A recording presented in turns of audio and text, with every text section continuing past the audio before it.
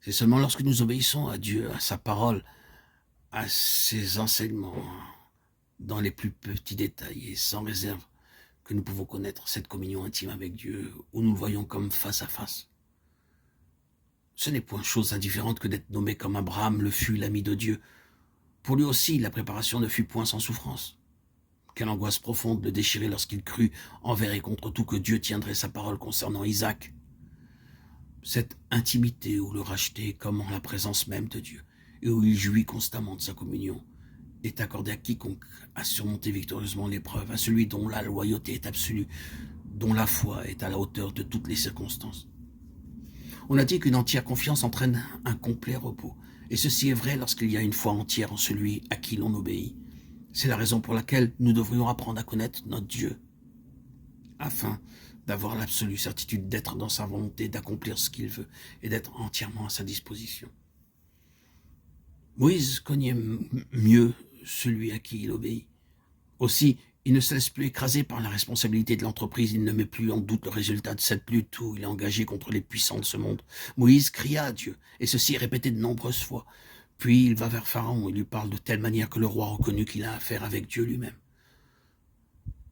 Nous qui parlons en son nom, puissions-nous tous avoir appris cette leçon, que nous ne sommes que des ambassadeurs et nous effacer tellement que ceux qui entendent le message sachent qu'ils ont affaire à Dieu et non aux messagers. Hélas, ne semble-t-il pas souvent que ceux-ci ignorent les premiers éléments du service que le maître peut bénir? Nous sommes si préoccupés de notre petit rôle, de notre petite personne, que nous mettons entre Dieu et les âmes vers lesquelles il nous envoie. Bien plus, nous craignons de dire « Ainsi parle l'Éternel », car nous n'avons pas appris à discerner sa pensée. Enfin, on savait que si Moïse criait à Dieu, la chose qu'il demandait avait son accomplissement.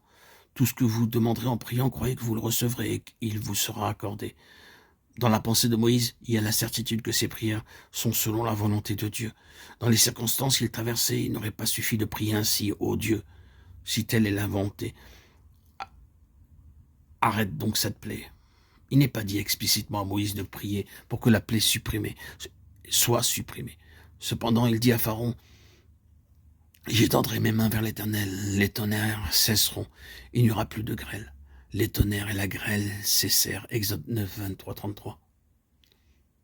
L'ignorance au sujet de Dieu, la méconnaissance de son cœur et l'ignorance de sa parole sont à la base de la plupart des prières vides, sans but défini. Car, comment dire encore, si la chose est selon ta volonté, quand Dieu a montré quelle est cette volonté? Au lieu qu'il suffit que lui rappelant sa parole, lui citant sa parole, nous lui disions en toute révérence, « Fais selon ce que tu as dit. » Combien d'enfants de Dieu ont encore besoin d'apprendre cette prière de la foi qui a tout ce qu'elle demande, parce qu'elle demande ce que Dieu veut. Par nous-mêmes, nous ne savons pas ce que nous devons demander, mais le Saint-Esprit nous donne cette intuition, cette connaissance de la pensée divine, lorsque nous suivons le Seigneur pas à pas.